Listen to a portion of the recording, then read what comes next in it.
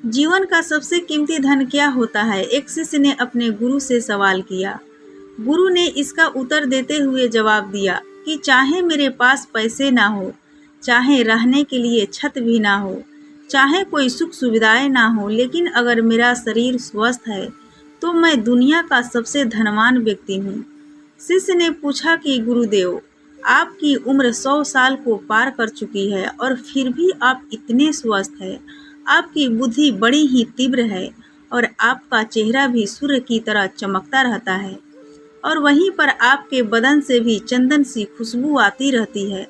शिष्य ने कहना जारी रखा कि गुरुदेव, मेरे मन में बहुत बार सवाल आया कि मैं आपसे इसका रहस्य जानूं, लेकिन संकोचवश मैं आपसे पूछ नहीं पाता हूँ।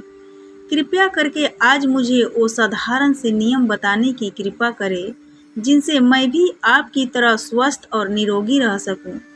नियम अगर आसान होंगे गुरुदेव, तो उसका अनुसरण मेरे माता पिता भी कर पाएंगे, क्योंकि वो बूढ़े हो चुके हैं और वो बहुत जटिल प्रक्रिया नहीं कर पाएंगे।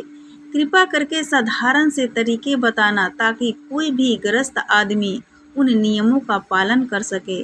गुरुदेव ने कहना आरंभ किया। सबसे पहले उन्होंने बताया कि सबसे पहले तुम्हें पाचन तंत्र की क्रिया को समझना होगा। जो भी आयुर्वेद का विद्वान होता है वो ये जानता है कि अगर आपका पाचन तंत्र लगातार भोजन पचाने में लगा हुआ है तो स्वाभाविक है कि ऊर्जा की एक खास मात्रा आपके भोजन को पचा रही है। इसी कारण ज़्यादा भोजन करने के बावजूद आपका दिमाग और आपका शरीर अपने बेहतरीन स्तर पर काम नहीं कर पाता। तुमने देखा होगा कि भोजन करने के बाद जब पाचन प्रक्रिया शुरू होती है तो हर जानवर नीचे बैठ जाता है। वो बस बैठ जाते हैं क्योंकि दूसरी चीज़ों के लिए पर्याप्त ऊर्जा नहीं बचती है। चाहे वो मांसाहारी हो या शाकाहारी हो, हर जानवर खाने के बाद नीचे बैठ जाता है और ये इंसानों के लिए भी एक प्राकृतिक ज़रूरत है। खाने के बाद वो बैठ जाना चाहते हैं क्योंकि दूसरी चीज़ों के लिए पर्याप्त ऊर्जा नहीं होती। अगर आप अपनी पूरी क्षमता का इस्तेमाल करना चाहते हैं तो आप अपने शरीर को ऐसा बना कर रखिए कि आप जो भी खाए, कुछ भी खाए तो 1.5 से 2 घंटे के अंदर आपका पेट खाली हो जाना चाहिए। पेट खाली होने का मतलब है पेट की थैली खाली होना, यानी कि जब भोजन आंत के दूसरे भागों में चला जाता है तब पेट खाली हो जाता है, क्योंकि आंत में प्रक्रिया बिल्कुल अलग होती है। वो पाचन नहीं होता है, वो ऊर्जा को ग्रहण करती है। आंतों द्वारा इस ऊर्जा को ग्रहण करने के लिए ज़्यादा ऊर्जा नहीं लगती है। ऊर्जा लगती है पाचन क्रिया में। जब खाना पेट की थैली में मौजूद हो तो बेहतर है कि आप अपनी गतिविधि को कम कर ले। अब अगर सोचिए, सारा दिन आपके पेट में खाना मौजूद रहेगा तो आप अपने जीवन की पूरी क्षमता कम कर लेंगे। आप खुद देखिए कि जब आपके पेट में खाना मौजूद होता है तब शरीर कैसा महसूस करता है और जब पेट खाली होता है तब कैसा महसूस करता है। आप खुद पाएंगे कि आपका शरीर और आपका दिमाग तब बेहतरीन रूप से काम करता है जब आपका पेट खाली होता है। इसका एक पहलू और है। हम सब जानते हैं कि हमारा शरीर हर समय नई कोशिकाएं बनाता रहता है और पुरानी कोशिकाएं ख़त्म करता रहता है, जिससे हमारे शरीर का शुद्धिकरण होता रहता है। लेकिन जब भोजन हमारे पेट में होता है, यानी कि हमारा पेट जब खाली नहीं होता है, तो ये शुद्धिकरण 80% कम हो जाता है। वो सारी गंदगी जो शरीर से अपने आप बाहर निकलती थी, अब वो निकलनी बंद हो जाएगी, जो कुछ समय बाद आपके लिए तरह तरह की समस्याएं पैदा करेगी। देखिए, योग में पेट का हमेशा साफ रहना बहुत ही महत्वपूर्ण होता है। किसी भी पारंपरिक प्रणाली में अगर आप देखेंगे तो आप पाएंगे कि जब भी आप किसी आयुर्वेदिक डॉक्टर या वैद्य के पास जाते हैं तो सबसे पहले वो आपके पेट की सफाई करते हैं, क्योंकि वो जानते हैं कि आपकी ज़्यादातर समस्या पेट साफ ना होने की वजह से ही है। सिर्फ एक दिन के लिए अपने पेट को पूरी तरह से साफ करने के बाद महसूस करें कि आपको कैसा महसूस होता है। आप अपने अंदर बहुत हल्का और सुंदर महसूस करेंगे। हर दिन आपको इसी तरह महसूस होना चाहिए। आमतौर पर पारंपरिक रूप से घी को पहले निवाले के रूप में खाया जाता है। घी एक चिकनाई वाला पदार्थ है जो पूरी आहार नली को चिकनाई देता है। आपको सबसे पहले इसे ही खाना चाहिए ताकि यह भोजन के प्रवाह को आसान बना दे। जब आप बहुत मसालेदार भोजन खाते हैं तो उसे खाने से पहले आपके भोजन मार्ग पर घी की परत चढ़ाना बहुत अच्छा होता है। घी का महत्व ये है कि ये आहार नली को साफ रखता है। तो जो व्यक्ति घी का उचित तरीके से सेवन करता है उसका पेट हमेशा साफ रहेगा, क्योंकि वहाँ कुछ नहीं चिपकता, वहाँ कुछ भी लंबे समय तक ठहर नहीं सकता।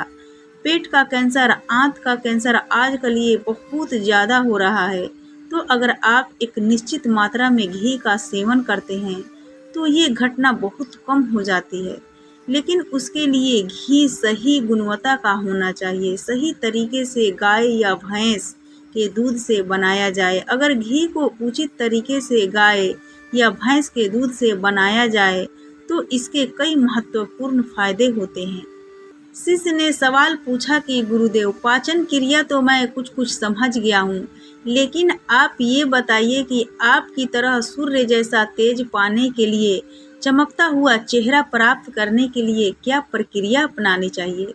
गुरु ने इसका उत्तर देते हुए कहना शुरू किया कि देखो, आज के समय में बहुत सारे लोग सुबह उठते ही खाली पेट में चाय पीते हैं। चमकता हुआ तेजस्वी मुख पाने के लिए हमें कुछ प्रक्रिया नहीं अपनानी, हमें बस अपनी दिनचर्या सही करनी है, अपना खान पान सुधारना है। सुबह खाली पेट चाय पीना जहर के समान होता है। वो धीरे धीरे आपके अंदर आपकी आंतों को कमज़ोर कर देता है। पेट में धीरे धीरे एसिडिटी होने लगती है और अपने आप मन और मस्तिष्क सुस्त पड़ते जाते हैं। सुबह उठते ही तुम्हें तांबे, चांदी या मिट्टी के बर्तन में रखा हुआ पानी पीना चाहिए, लेकिन चांदी और मिट्टी की तासीर ठंडी होती है, इसीलिए कफ, अस्थमा या दमा जैसे रोगी इसका उपयोग ना करें। रात में आपने चांदी, तांबे या मिट्टी के बर्तन में पानी रख दिया और सुबह खाली पेट बिना दातून किए हुए उसे पी लिया। शिष्य ने सवाल किया कि गुरुदेव, बिना दातून किए हुए अगर हम वो पानी पिएंगे तो हमारा बासी थूक हमारे अंदर ही चला जाएगा। गुरु ने उसे बताया कि वो तो अच्छी बात है, क्योंकि बासी थूक औषधि के समान होता है। गुरु ने चेतावनी दी कि देखिए, जिन लोगों को अल्सर, टीबी या निमोनिया है उन्हें खाली पेट पानी नहीं पीना है।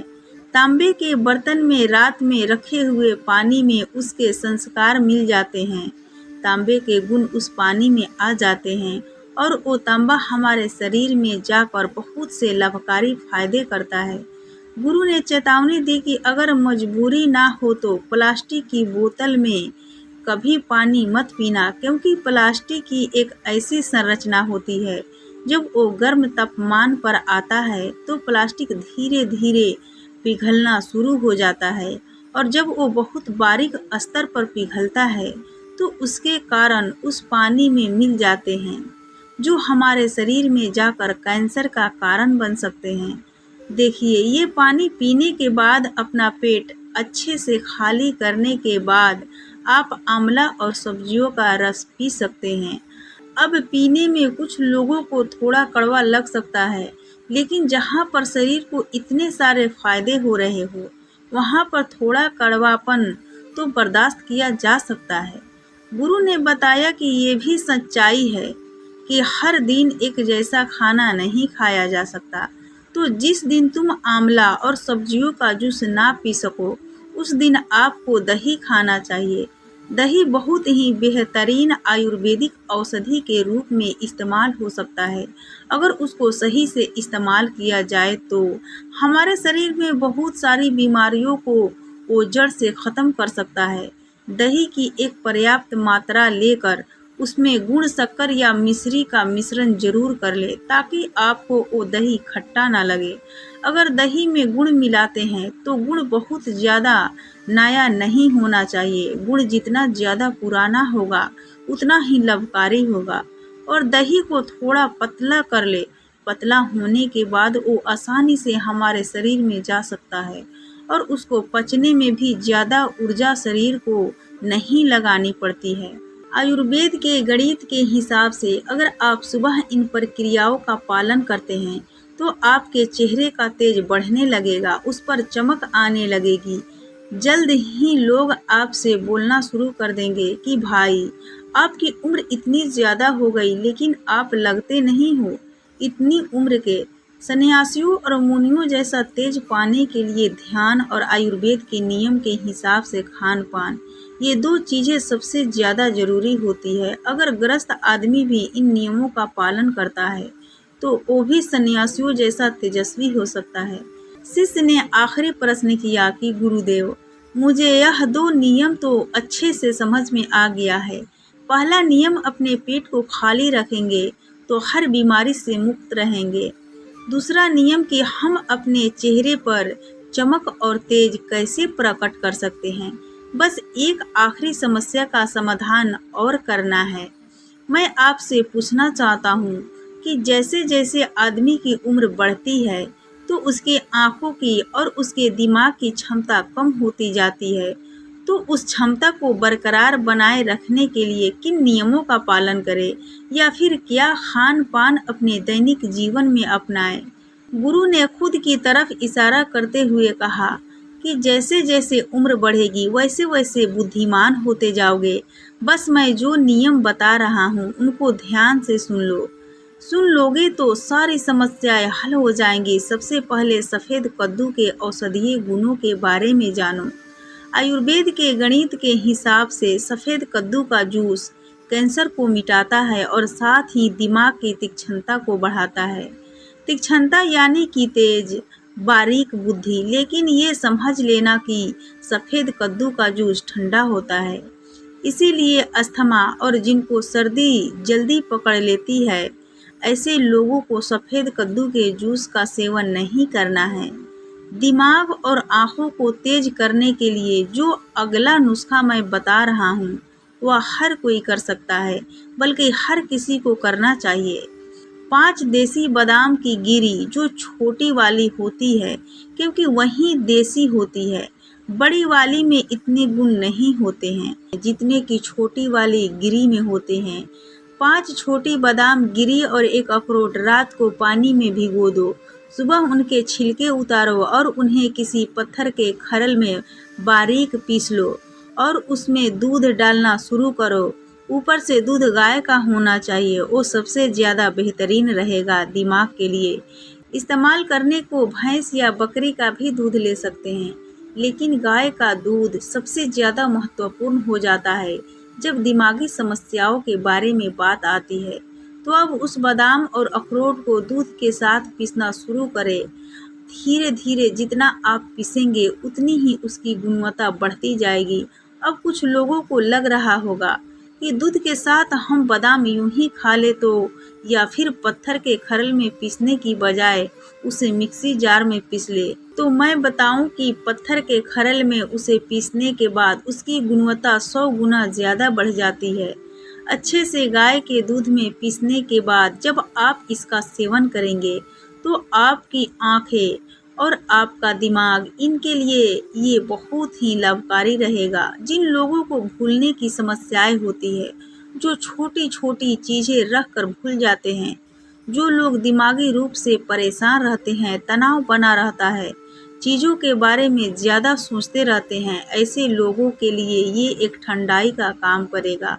उनके दिमाग में एक ठंडक पहुंचाएगा, जिससे उनका दिमाग अपने बेहतरीन स्तर पर काम कर पाएगा। शिष्य ने इन नियमों को बहुत ही अच्छे तरीके से समझ लिए और उसके बाद घर जाने के लिए अपने गुरु से आज्ञा मांगी। शिष्य अपने गुरु से आशीर्वाद लेकर अपने घर के तरफ रवाना हो गया। तो दोस्तों, ये कहानी आपको कैसी लगी कृपया हमें कमेंट बॉक्स में कमेंट करके ज़रूर बताएं, और साथ ही अच्छी लगी होगी तो अपने दोस्तों के साथ ज़रूर शेयर करें, और साथ ही इस चैनल को ज़रूर सब्सक्राइब कर ले और बेल आइकन को प्रेस कर ले, ताकि जो भी नई कहानी वीडियो आए उसका नोटिफिकेशन आप तक पहुंचे। तो दोस्तों हम विदा लेते हैं, फिर मिलेंगे ऐसे ही नई कहानी वीडियो के साथ। तब तक के लिए आप अपना ध्यान रखिए, अपना ख्याल रखिए, खुश रहिए और खुशियाँ बांटते रहिए, क्योंकि खुशियाँ बांटने से ही बढ़ती है। जय हिंद, जय भारत।